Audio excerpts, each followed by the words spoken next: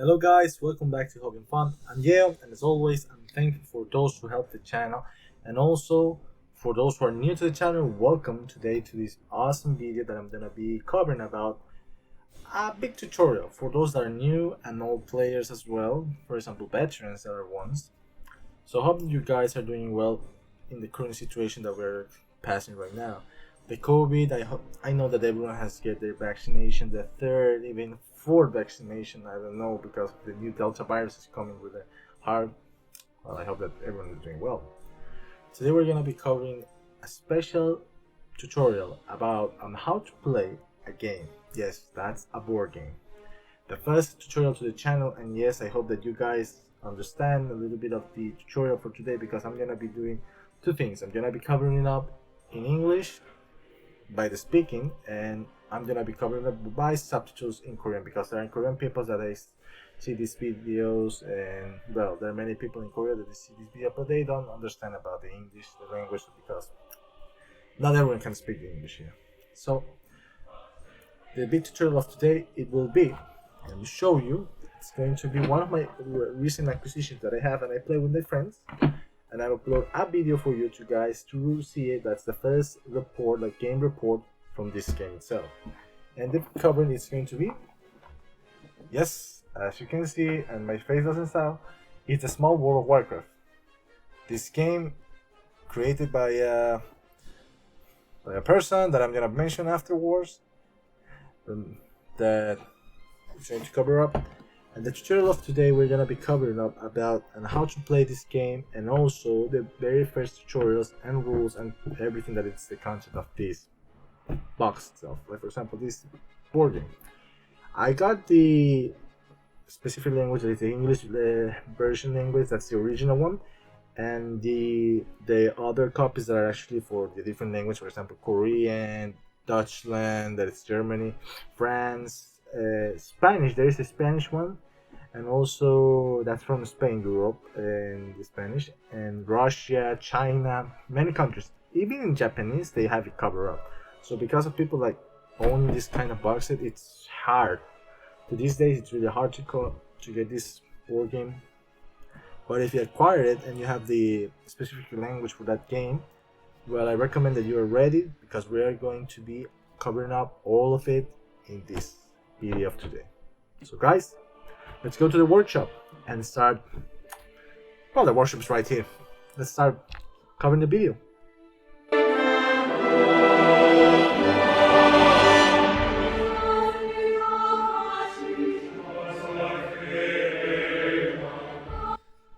Well, now the guys, everyone is here, gather up. We're gonna be first filling up about the content of the box, what's inside and what you're gonna find. First of all, as always, you're gonna be finding up the manual of the game. First, the manual of the game covers everything from the box. For example, it covers up from the game content to how to set the games and everything up, the objectives of the game, starting of the game, and well, how to start everything in plus plus, how to get going with different pictures so you can follow it up without any problems of the game itself. One of the things that I want to mention about is that it comes with the races too, because if for a point that you cannot find your secondary like informative data sheet for your character, for example, the data of each one of the races, their description, what they do, and abilities and everything like that. Okay, so this is a more like a reasonable one. It explains you more detail on how each race is used for and everything like that. Okay, and lastly, well, we have the creator of the game, that is this game designer. It's Philip K. Hartz, and the illustration made by Miguel Coimbra. Remember that this game was created. This game was created by a collaboration of everyone put together and this and that. Okay. Okay. Moving on, that we have as the content of the game. We have your data sheets. Your data sheets are a total of these. These are short, helpful or informative informative like sheets, and they're gonna be help you in the entire of the game. The total of these sheets are a total of 5 of them. They're a total of 5. So if it's a game matchup of five or 8 people, well, 5 people you can share. You can give it one each one of them individually so they can play together. But if it's like 6 or 8 people like that, then there is your issue. Or 7 people. This game can be played uh, with one player from the beginning. One player, you can play single player mode, and then you can play with more people. Like for example, from 1 to 8 players. That's the maximum you can play with people.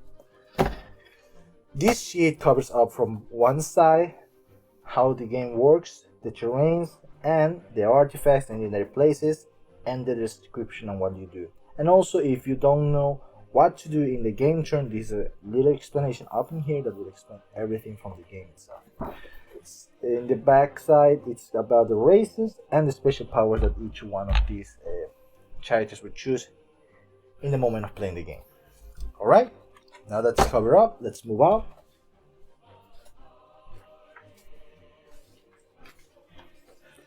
And then we have a little thing. So this is like, for example, the playing in teams. For example, this is a dedicated a side like sheet that will explain you how to play and as a beginning on the game itself, this game setup itself. So remember that you can play between 2 to 5 players. Yes, I know that's I mislead you there. You cannot play from 1 to 8 players. You can play from 1 to 5 players. That's the maximum. But it's a good game that you can enjoy with your friends or family members. And let me tell you, it will give you happy times. As I explained, everything is here and there, and how it should be explained on each one of the sides. So remember that each player, as you know, needs to be following the rules. Remember, if you don't follow the rules, you cannot play.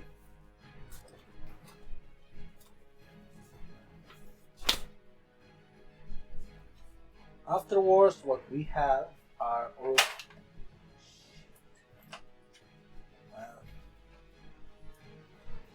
Afterward, what we have it's our so-called victory coins. We have 10 1-on-1s, 10s, and also we have 5s and 3s. So what are these little tokens that I'm putting here in front of you? So these tokens are actually your money of the game, or victory points that you win in the entire of the game. Remember that you achieve points depending on what situation and what rule you are following from the game. By that, I will show you and explain you how to do that in the game setup or how to play it. Okay? Remember, these are your currencies or gain currencies from the game and victory points as well. So use them wisely.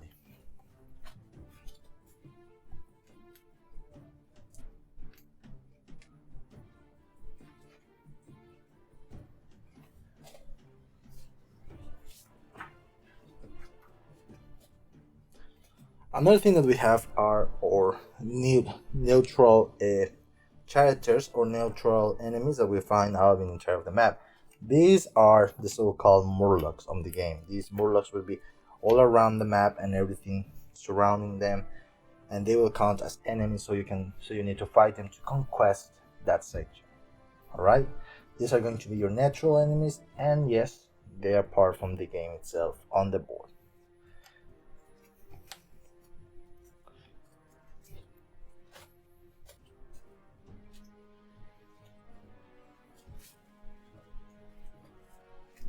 Another thing that we have is, yes, we have the maps. There are many different maps. For example, there are small maps, there are medium size maps, and there is the big one, the large ones. So depending on the game setup that you're gonna have, for example, how many players are gonna be playing, you're gonna be following the rules as well that they show you how to actually set up the maps on the game. Okay? Moving aside.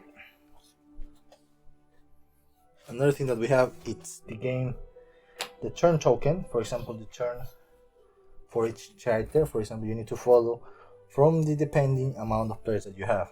If it's 1 player, if it's 2 players, 3 players, depending on them, you're gonna be playing from turn 1 to turn 10. And if it's from 4 players, 5 players, you're gonna be playing from 9 turns for 4 players, 8 turns for 5 players. Remember that?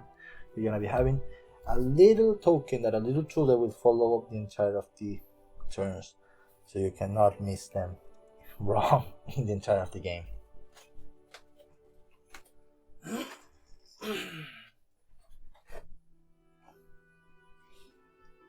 Also, we have 12 actually legendary artifacts and legendary places and artifacts. So these are going to be your tokens for using in the maps, depending on each one of them, and they're gonna be positioned in the location of each of the letters that are gonna be showing up in the setup of a game. For example, if it's a small map, you're gonna be putting only one in each one of those letters that are S, M, and L. Remember to follow that. You're gonna be putting these tokens by not just putting them to the point of for example, I want to put this, that's all. You're gonna be actually shuffling, and how you're gonna do it, I'm gonna be showing you in the game and how to properly play a game with this.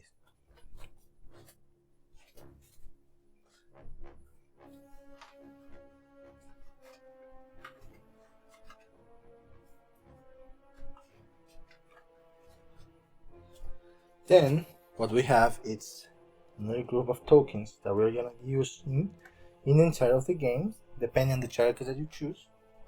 Each one of them are going to be the abilities, others are going to be the tokens, and then lastly, some of them are going to be special tokens from each one of them. We have the terrains that we cover from the map itself too, and yes, these are all the tokens that you're gonna be using in the entire of the match of the game. Remember, this token is the token that will follow each of the turns that you are playing with your friends. Remember, this is your big token, your king, the king of all. Okay?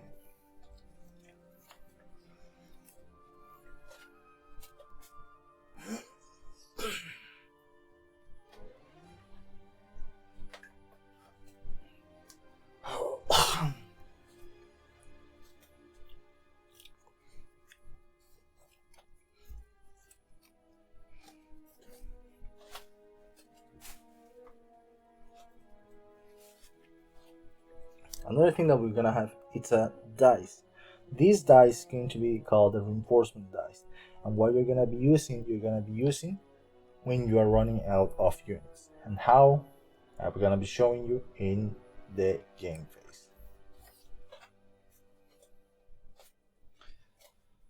Another thing that we have here, these are ability tokens. For example, these are from the abilities of each one of the classes of the races that you have. These are tokens that you're gonna be using. For example, if this is a Beastmaster or if this is a champion character, then you're gonna be using these tokens as units in the entire of the game. They will be your extra units in the entire of the game.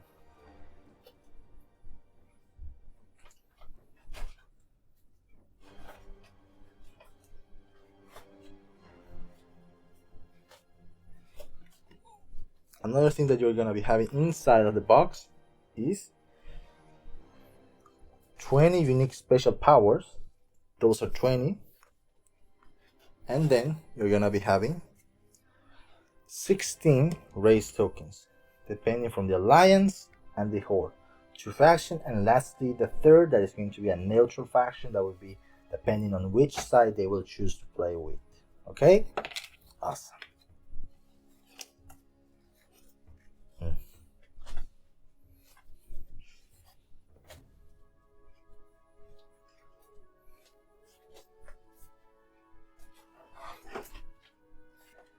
And yes, your units. This is the tray for all the races units. For example, you have the humans, dwarves, orcs, kobolds, you have the ethereals, then you have the taurens. Each one of the races are going to be put here in this race tray, so you don't lose, like for example, you flip them, you don't lose them at all. They're going to be staying there in the entire all of your game.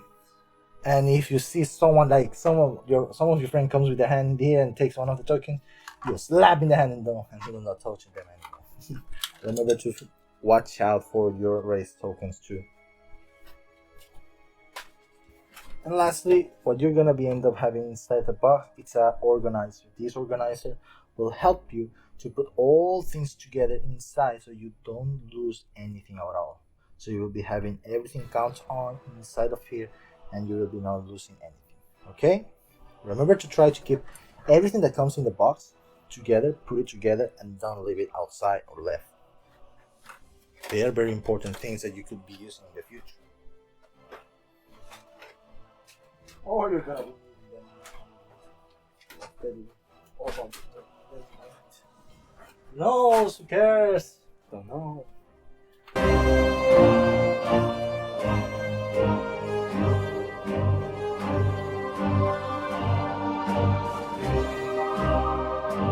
Starting first, we're gonna be showing up the setup of 2 players. In a setup of 2 players, each one of the players are going to be choosing between 2 races, 2 different factions, more exactly. There are 2 different factions in the Small World of Warcraft, and those are first the Alliance, second the Horde. If you're playing a game with more people, you can make team playing styles like team player, and you can be 2 players of the Alliance or 2 players of the Horde. Alright? How much you're gonna be needing? 2 and 2. So it's gonna be a total of 4 players. When playing with 4 people, 2 and 2. When you're playing with 5 people, that's an extra. You're gonna be choosing the neutral races. The neutral races are going to be taking on a battle between which faction they're gonna be helping out, even if it's from the Alliance or the Horde. Remember that. If you are the 5th player, I recommend that you choose wisely who you want to be ally for. Now that it's all covered up in that game, let's show you the game style of how to play. My game style basically when it's playing with other friends of 2 players, I don't actually mix both both factions and then they just put in randomly and everything like that. I don't do that. I don't shuffle. I don't randomly pick up the races and everything. What I do, and it's not breaking the rule, it's an own style game rule. You can set up all the different factions, but not in the correct way. You're gonna be shuffling the amount of times that you want, and then you're gonna be putting the amount of races like this. For example, like that. 5. There we go. And then from the other side as well. If you are from the Alliance, those humans count. 1, 2, 3, 4, 5. Oh, remember guys, if you're playing a match of 2 players, each player is going to be given 5 victory coins. Why is that? The rule says for the beginning of each player, like dependently, for example, the first turn or the decline. The decline turn, it will be the only turns that the only 2 turns that you're gonna be choosing wisely on which chapter will be following up in the entire of the game until the turns end. For example, the last final 10 turn or even 9 turn or 8 turn ends. Remember that. So what we're gonna be doing is giving each of the player, for example, there's 2 players, 5 victory coins. The other side as well. Now, that's not the end. Remember about special power and abilities that I'm gonna be giving? There is a total of 20. So, you're not gonna be taking 10 and the other 10s remain there. No. You're gonna be taking all the 20 and then you're gonna be shuffling them. Okay? You shuffle them, and you shuffle them. After you shuffle all of them, you're gonna be actually showing upper side in the upper side in order from the top to the bottom. You're gonna be giving each of the characters their respective special powers, okay? For both factions. Remember, you're not just gonna be playing for yourself, you're gonna be playing with them. Now that that's done, what we're gonna be doing now, it's the next thing on the list. What you're gonna be doing is going to move from the normal side of the gangster, that is going to be this one. From this point of view, the players are gonna be choosing wisely on which character or race they're gonna be picking for each of the factions. Now, let's say I'm the Alliance player and I say I wanna go with the Draenei. As first turn and first starting of the game, the first line of characters that you have, you will not actually be playing, you will not be actually be paying, be paying for those characters to play on. What you're gonna do is going to be a free choosing on the first row line of each of the races. So what you're gonna be doing is grab the Draenei, and because it was in the first row, you're not gonna be paying your victory coins, so you can choose this character to play. Alright? Good. Let's take this Alliance race to the other side. Now, I am the greatest of the horde, and I say, I see something very good. I see something very good, as the Goblin Marsh Dweller and the Blood Elves have good tokens and special abilities. Each of the characters or races, they have their special abilities also, plus with the special power they are given to. Let's say I want to be the defensive orc. The orc is in the 4th row, so what's gonna happen? If I'm the horde player, I'm gonna be paying for each one of the race characters that are on the top. As I pay each one of them that are on top 1 victory coin, I will be then finish the pay up, and then I can choose my character to play. Now we have a defensive orc with the watchtowers. That's good. Moving on, what you're gonna be doing is not leaving it empty. You're gonna be moving all the remaining race and factions races up. One up. And then you're gonna be doing one more thing. You're gonna be finishing up by covering all the remaining ones in the bottom. And then moving on to add some more special powers. Okay? Awesome.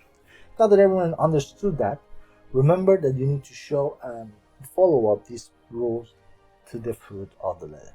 Remember, if you misfollow one of the rules of this game, you will automatically have a defeat, and you will not count as a victory because you lose for not following the rules of the game. Alright? Awesome. Now let's move ahead onto the setup of the game of 2 players. What we're gonna have and what we're not gonna have. In the meantime, I'm gonna be moving this to another place, okay? Let's go ahead and move it up.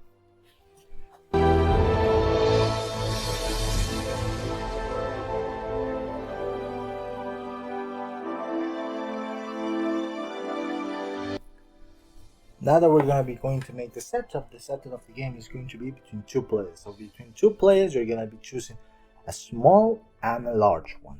So we have our large one and our small one.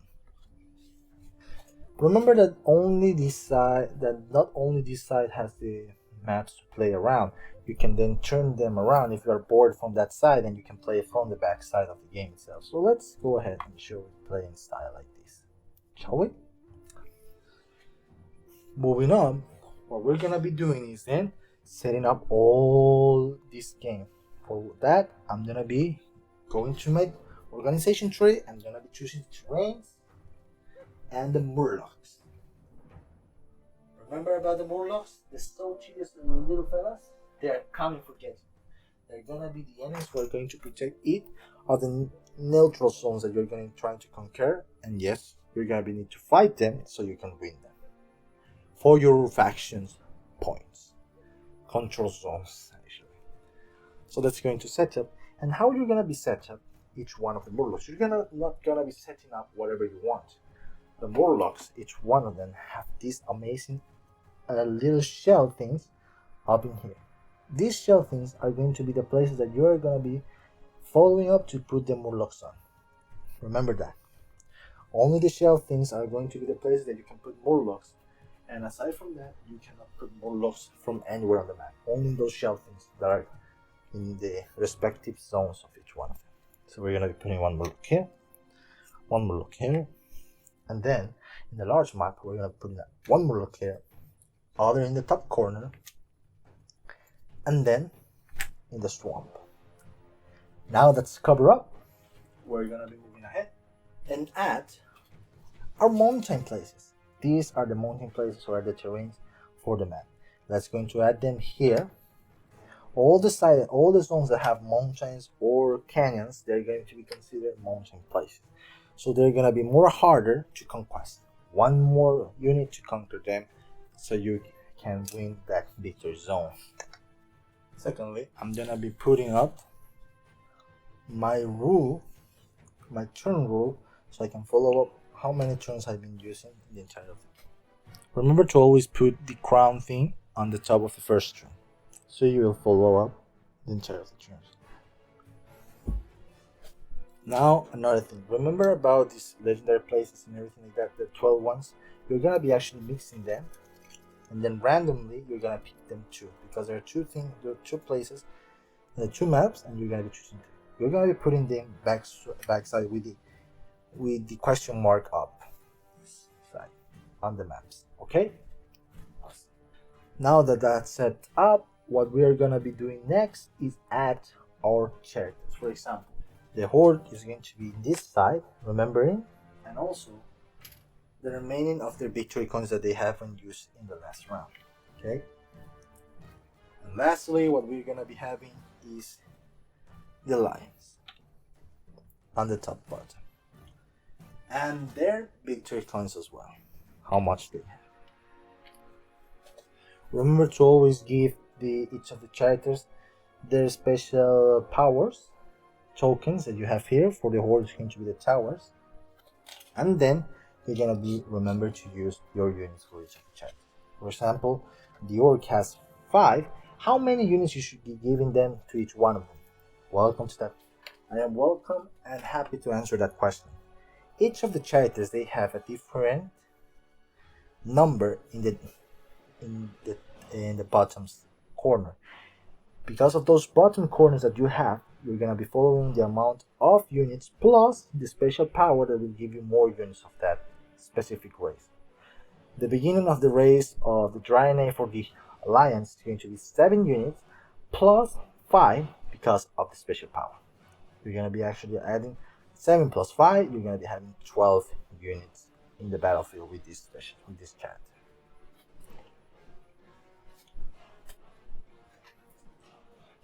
Let's say that the horde player was the last player to play World of Warcraft, so he will be going first. Now, if any of both players have neither played the game and say, I've heard of it, that's at least a count. He will be counted as the first player to start. But if neither of them have played the game and never listened to the game, then there is another way to do it. You can either by using the reinforcement dice that I do with my friend. We use it to roll it, and the higher number that comes out is going to be the first player. For example, let's roll it for the horde player. 1. Let's roll it for the alliance player. 0. So the horde player is going to be first. How does it start? It starts by each of the players orders that is going to be by the first, who's going to be the first and the last one. So it's going to be first the orc and then the lion's turn. Okay? It's not going to be like first turn orcs, second turn alliance, third turn orcs. No. In the same turn, you're gonna be playing for both factions. You're gonna be playing both factions, and it's going to be as I mentioned before. The victory of the reinforcement dice, either if you have played or not played, either if you not play the game, If you have played the game, then it's going to be the Horde or the Alliance, dependently whoever played the game first. And also, if neither of them have played the game, then use the reinforcement dice, and the first turn goes for the Orc because they win it. They're going to be the first to start. Alright, let's do this. How to start the game and how to play. First of all, we're gonna be starting by the first conquering zone as the start of the game. By how we're gonna be doing that, there's a short call, like a little like an anchor that's going to be all around the maps. For example, in these mentioned maps, each of those places that you're going to have with anchor, you're gonna be starting as the first place to expand your entire army in the game. First, the first conquering point is going to be 2 units plus 1. So for example, you're going to be adding 2 units of the race faction that you're going to be using, and then 1 more. So it will count as your first conquering zone. And then you're going to be starting by conquering this entire island, or either you can start by conquering the other islands as well. If that island is next to the conquering zone with another conquering first zone, then it counts as a normal zone to conquer. So you will not be needing to use 3, and you can either use 2 race tokens dependently if that place it's a normal conquering zone or a special conquering zone. That special conquering zone is going to be marked dependently with a terrain or either a neutral unit that is going to be there. Okay, let's say that the Horde play is going to expand into this island. So the entire of this turn is going to expand by adding more units to this part of the island. And how is it going to work? Let's say that he wants to go to the forest side, but the forest side is conquered by a Murloc, and that Murloc counts as 1 unit. So with that zone and that unit, it's going to be 3 units that you're going to be needing to counter that neutral enemy unit, so you can take the advantage of it. Luckily, the Horde player start with 11 units, and he has a great advantage of units, so he needs to expand more faster and drastically. Okay, let's go ahead and go and grab it. He won that zone by killing one of the neutral enemy units, and he does not win victory coin. As the rule says, dependently on each of the enemies that you defeat, the neutral units are not considered to be enemies at all. They are being considered as neutral zone creatures or enemies that are not considered to be victory ones or don't have a faction independently of each one of them. So if it's from an alliance unit, then you can win a victory coin. If it's not an alliance unit, then you cannot win a victory coin. Okay? Now let's go ahead and expand to the legendary place. The legendary place that it's here, it's covered by 1 Murloc as well, but we're gonna be only in 3. So we're gonna be moving there, and the Murloc is actually defeated. That's another Murloc defeated for the Great of the Horde. Now, because of that, we're gonna be flipping our question mark legendary or artifact item. For that, we're gonna be, because we win it, we're gonna be turning to the upper side. Wow, what we win? It's a so-called legendary, not placed, a legendary artifact, the Ashes of Alar. Once per turn, you may conquer any region on any board as if this region was adjacent. That's pretty good. So for example, I can conquer anywhere here from this side. I don't need to follow the conquer zone because of the special rule that each one of these special artifacts or legendary places have. If the legendary place has, each one of them have different kind of abilities, and you need to follow them really to the step to the left. They are so confusing and you can be lost in some of them, but do not worry, they're pretty easy to understand as you play in each one of the rounds consecutively, and you understand the game more and more with them. Lastly, I have 1 more unit token, but I don't have more turns, more units. So what I'm gonna be doing as a horde player, I'm gonna be rolling the reinforcement die. With the reinforcement dice, you're gonna be rolling the amount of units are going to be considered in the colored side that has the dice. So let's go ahead and check. Sadly, in my turn of the horde, I couldn't even make anything and I got a 0. So it's no reinforcement from the horde. So this unit needs to reinforce any of the other remaining capture zones. So I'm gonna be reinforce these. Okay. Now it's a turn for the Draenei or the Alliance. What we are gonna be doing as the Alliance, I'm gonna be fighting for my zones, and what I'm gonna be showing you here too is how to win those victory points by defeating an enemy race from the contrary faction. For that, I'm gonna be choosing my Draenei. I'm gonna be choosing my first victory, my first conquer zone that is going to be adjacent to here. Then I am gonna be doing a fight for the zone. This zone is taken from the horde, and I need that zone because of the legendary artifact that it has here. So there are a total of 3 tokens plus 2 for the zone. It's going to be needing a 5. So what I'm gonna be doing is going to be sending my amazing paladins Draenei to the battle, and I'm gonna be defeating those warriors out. 5 of them, 3, the loses goes for the horde, and because the horde lose one conquering zone, they lose as well 1 unit. 1 unit is defeated, and the remaining ones go to the hands of the owner. Because of that, if I defeat one of the enemy faction units, I win a victory coin of a kill from the enemy faction's unit. So there we have it. We have now a victory point from the enemy faction unit destroyed. The remaining ones go always to their hands, dependently if they have a special rule or a special ability as a race. Now, because I have the legendary place, I can now move to another awesome place. I'm gonna be moving to this side, and for that, I can move anywhere as it was content as an adjacent place. So I'm gonna be moving to the legendary place, the second place that is here. For that, I'm gonna be needing to fight this Murloc, and I'm gonna be paying 3. There we go.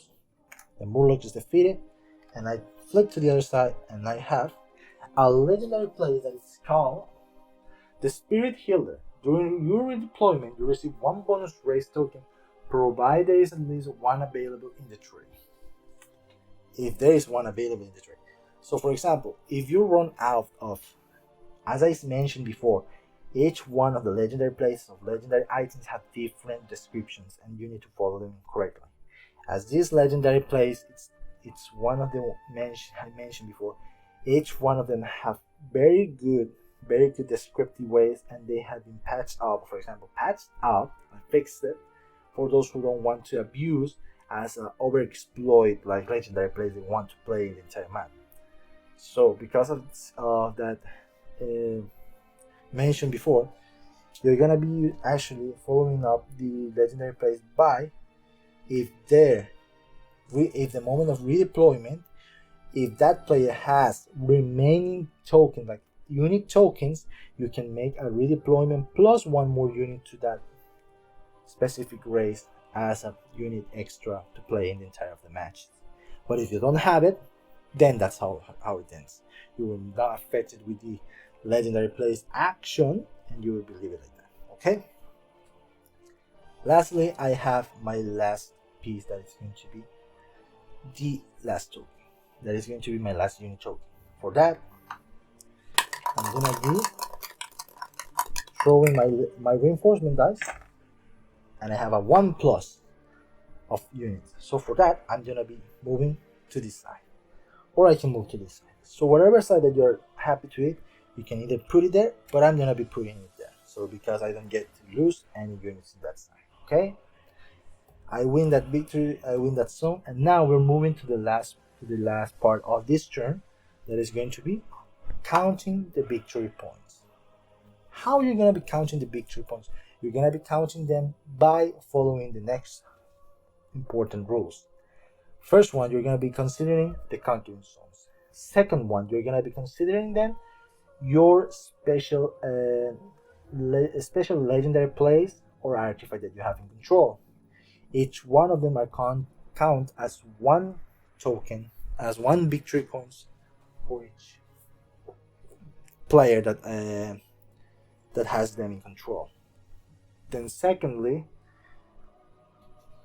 don't forget that each of the characters, as I mentioned before, they can have these special abilities, and the orc has the tower's ability, so they can put the tower's abilities over on top of their zones that they have conquered. For example, the watchtower or the defense says that place a watchtower token in each of your field's region where you control the majority of adjacent regions. A watchtower token makes a region immune to all powers and conquest attempts. Then we have the champion, the championing of the dry name. The champion, once per turn you may conquer any adjacent region for free, regardless of the number of enemy tokens and defense needed, by placing the champion tokens in this region. The champion counts as a one race token for defense if the region the champion stands is conquered. No race token is discarded, but you must immediately pay the attacker one victory coin, retrieve it, and redeploy it as regular race token. So this special power that it has, the Draenei, it's cost you by paying one of your victory coins if you want to redeploy this token. But from my point of view, I don't need to redeploy it, so I have it there for free in the first time.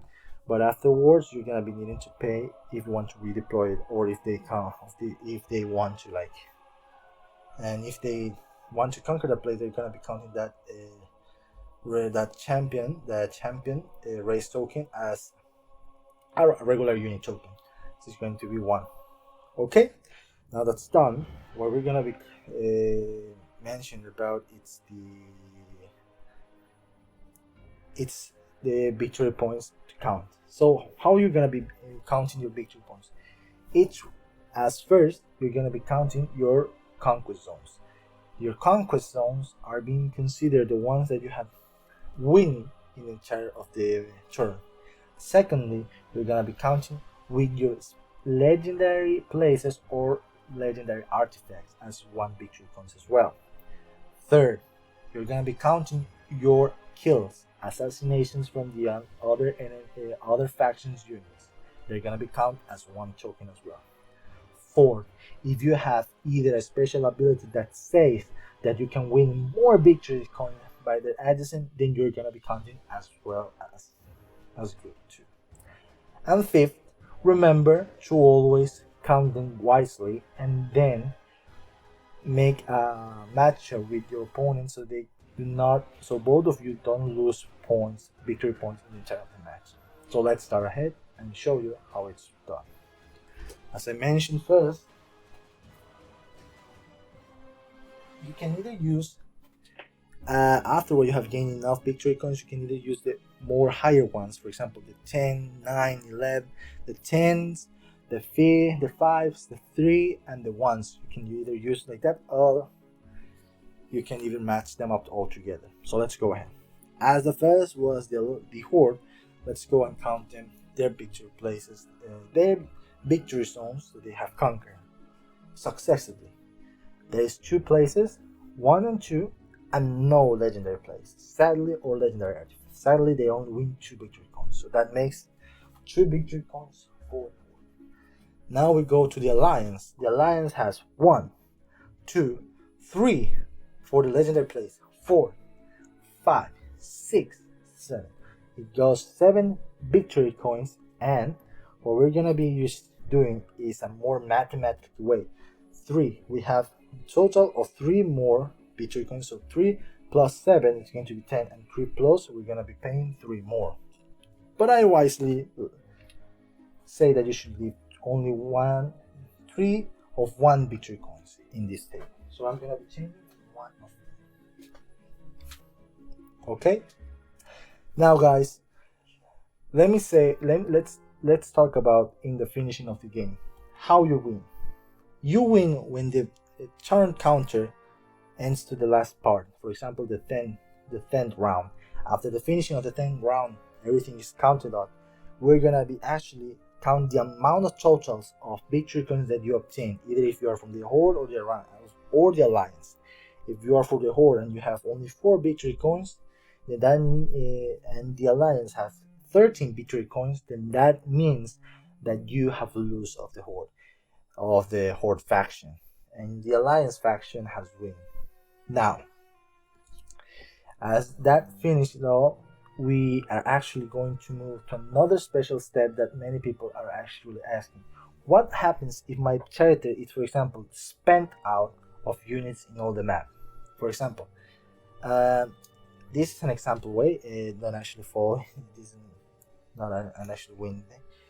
Let's say I have only 2 units in my way, for example, the Orc, and I have spent all my other units around. What I'm gonna be doing then? Then let's going to say that you are doing the next thing. You're gonna be going in decline. Decline is a phase that you're gonna be doing by turning to this backwards your units and leaving them as special as faction units, but they are not counted as negative units. Now, what happens is when your units going to decline, your character or race that you have choose goes backwards, and the special power, if it doesn't have a special rule that says even if you go in decline, you can still use this special power. If it doesn't say that, then your remaining special powers, like for example towers, this and that, they are retrieved or removed from the map, and those places are left out without any protection, and you gotta be saying bye bye to that place. So what happens there? Let me show you in a more sophisticated way. After you have moved them, now, as I mentioned before, you're going to be counting up in this step that it's going to be choosing a new race from the faction. Now what happens here is that I'm going to be choosing one of the faction that has actually the victory coins on top. What I'm going to do, the same thing, I'm going to be paying off for that faction depending if it's going to be the first one, or if it's going to be the first one, you're not going to be paying. If it's going to be the second row, the third row, you're going to be paying, and then continuously like going down if you want to do that. Then I'm going to be choosing the Forsaken. I'm going to be paying 2 victory coins. For what happens here, if that victory coins that you left in the first starting turn, you're going to be actually grabbing it and you're going to be giving it to yourself. That's another victory coin that you have won for your charity itself, your faction itself. Now that you have chosen the Forsaken, let's say, okay, what I'm going to be doing. First, you're going to be doing the same exactly things that you do before. First conquering zone, and then you can move adjacent to the other places. What you're going to be saying, but hold on. First conquering zone, I understand, but there is a token here. I want to conquer this zone again. Then it means that I need to fight it. You need to fight it. Even if it's from the same faction, you need to fight because of the different races they are. So for example, 1 plus because it's a first conquering zone, and 1 plus because of the race that's there. So you're gonna be paying a total of 4 tokens, and then this token is not going to be counted as skill. It's going to be removed and leave it to the trace of the previous owner before. And then moving aside, you're gonna be then conquer the same zone. If you want to conquer the same zone, you're gonna be doing the same pain, the same amount of units that they have left in there, and they will not count as skills for you. Okay, hope that you guys have enjoyed this explanation of the game on how to play the World of Warcraft. I'm gonna be actually leaving you some really good special subtitles there, and you can be following them up down below. Even in the description, I'm going to be giving you a little bit of explanation on how do they work, each one of them, if you didn't understand this video. Okay, thank you guys, and I hope that you enjoyed this tutorial on how to play the Small World of Warcraft, and I will see you and catch you in the next video. Also, I'm really thankful for those new that are subscribers, and also thanks so much for sharing all these videos to everyone around. I'm really happy to say that you guys are doing a great job, and they're actually going to be counted on, and my future videos are going to be showing up the names of the newest subscribers and supporters of this channel. Thank you guys, and appreciate, and I'll see you and catch you in a new video. Goodbye guys.